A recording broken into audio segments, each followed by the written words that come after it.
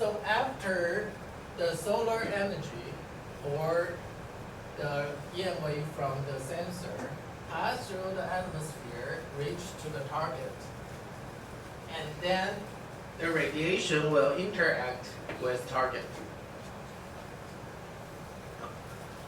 Those interaction has three types. One is absorption, transmission, and reflection. So those energy part will transmit through the objects, and part of them will be absorbed, and the rest will be reflected.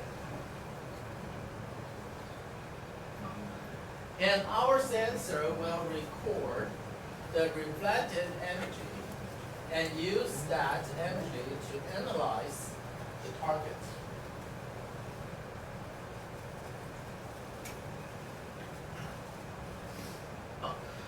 So absorption occurs when the radiation is absorbed by the target. Transmission is when the radiation passes through the target. And reflection will be the radiation bounce off the targets and redirect. So most likely we record the energy which is reflected from the target in remote sensing.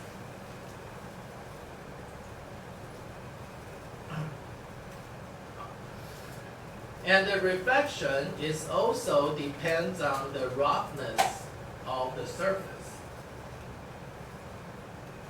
If the surface is very smooth, we will have mirror-like reflection, which we call specular reflection. If the surface is rough, the energy will reflect almost uniform in all the directions. We call diffuse reflection.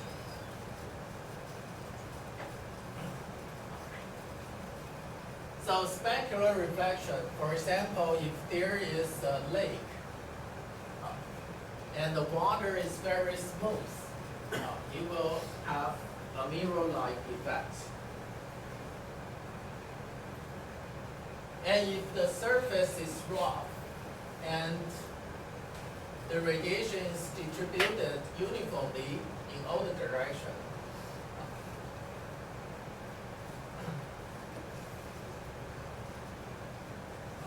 this is called diffuse reflection.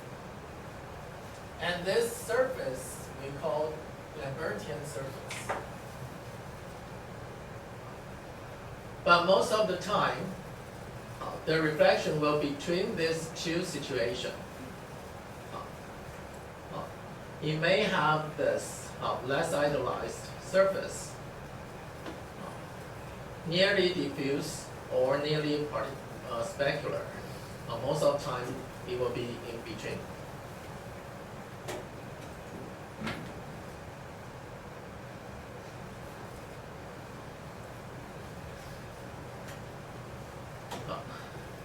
So most of the surface will in between, between the specular and diffuse reflectors. And this is depend on the surface roughness. And the wavelengths are smaller, and the surface variations, or the particle size that make up the surface will diffuse, reflection will dominate.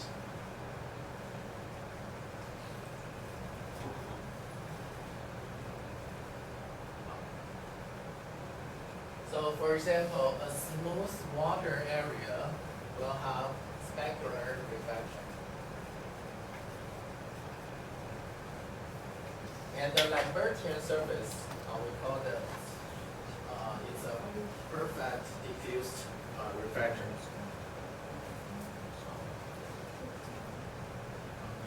So for a grass field or for a forest, they will have different reflection.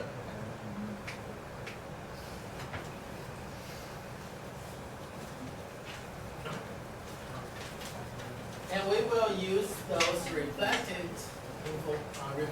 energy to distinguish different type of targets. For example, leaves. Leaves will receive energy from the sun, include blue, green, red, and infrared.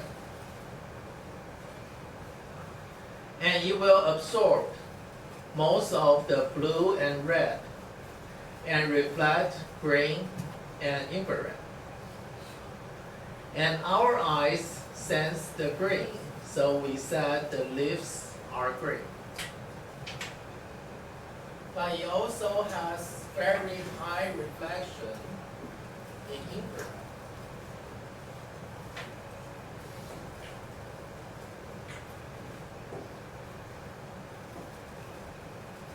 So we can monitor the near-infrared reflection to distinguish the real vegetation or artificial vegetation. As shown in the video previously, in the baseball field, the grass might be real grass or artificial grass. We can use infrared to distinguish that.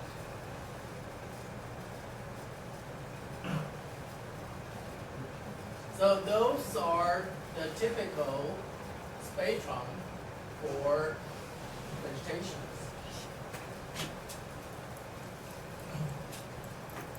And this dry grass means the grass, the vegetation is dead. So from here you can see the blue, green, and red. Blue, green, red. Blue, green, red. So you will absorb blue and red and reflect green. You can see it's only like 10% of the reflection. But we can sense that, so the leaves become green. But you can see the reflection of infrared can be reached to 50%. Which means we can easily use the infrared to distinguish the real vegetation or artificial vegetation. And after the grass is dry, you can see the green is out. And the color will turn into brown, a little bit to the red.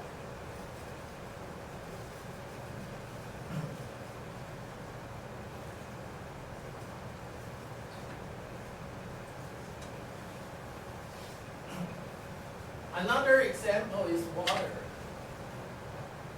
Water will absorb a high percentage of infrared. And then red, green, and blue. So you absorb less blue. So most of the time, the water appears blue.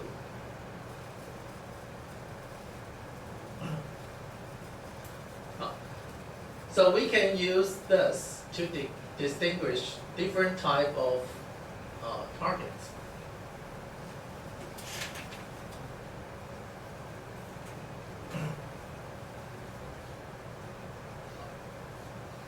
So if we only take a look of the blue, green, red to near infrared, you can see water are highly absorbed by the near infrared. But vegetation has very high reflection in the near infrared. If we can measure the reflection for different wavelengths, this is called spectrum. And use the spectral information, we can distinguish different type of material.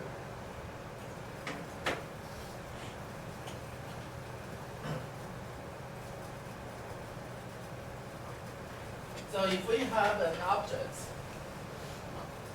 first we radiate with blue light. and measure the reflected energy. And the ratio of this energy we call reflectance. And we change the wavelength of light.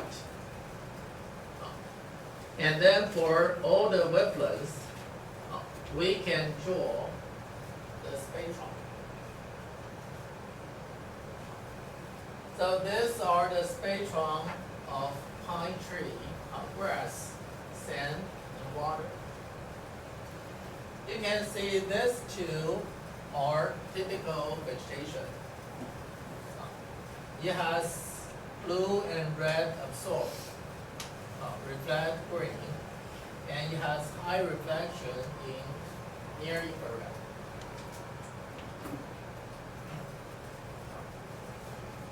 And this sand appears red because it has high reflection in red portion. And water, it will absorb in most of the wavelength. If we want to distinguish those materials, of course, from the spectrum we can distinguish those materials.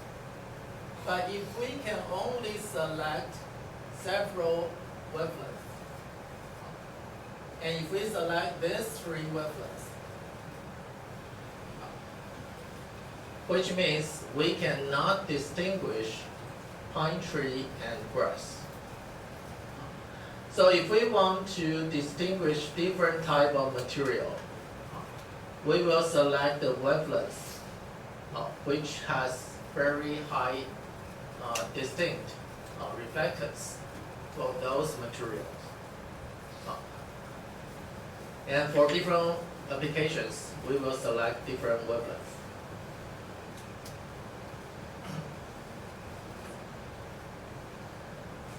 This is an example of multispectral image, which means we will take image of the same area with different wavelengths.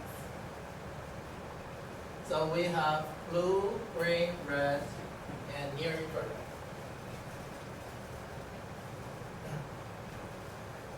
And it is very clear this portion are vegetation. Blue and red are absorbed. Some reflection on the green and high reflection in the near infrared. So based on those information, we can easily distinguish the vegetation area.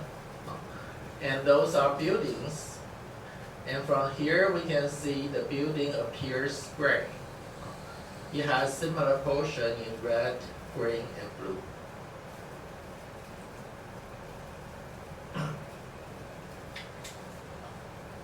Has anyone seen this picture before?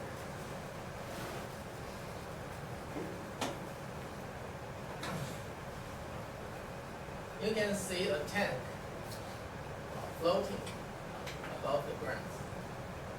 Or actually you can see there are 4 people holding the tank. From here, of course, you will think this is not a real tank. In the Second World War, there is an army called Fenton Army. And you can find a lot of information on the website. Basically, they are using some default, which is the fake tank and ship in this harbor. And the airplane taking aerial photos of the image. If we don't have spatial information, from here it appears there are some ships in the harbor and some tanks on the ground.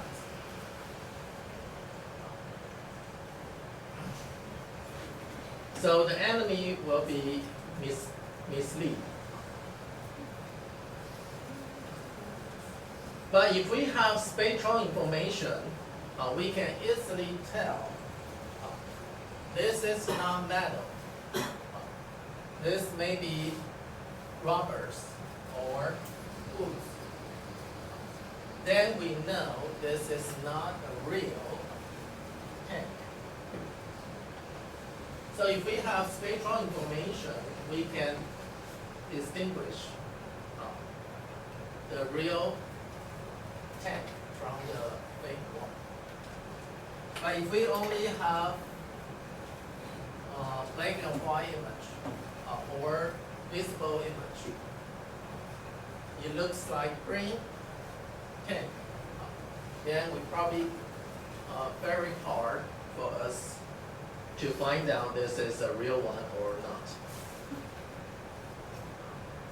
And if you are interested, you can go to this website, www.madeinchina.com, and they sell a lot of different things. A few years ago, I typed in dummy military and I find out a list. But some of them cannot be found anymore, but you can still find some. Inflatable airplane. And if you are interested to buy one, the list price is around $2,000 per piece. But the problem is, where can you put it? Because the size is 10 meter by 4 meter by 8 meter. And those are inflatable missile launcher and tank. So those are all fake military, which we call dummy military.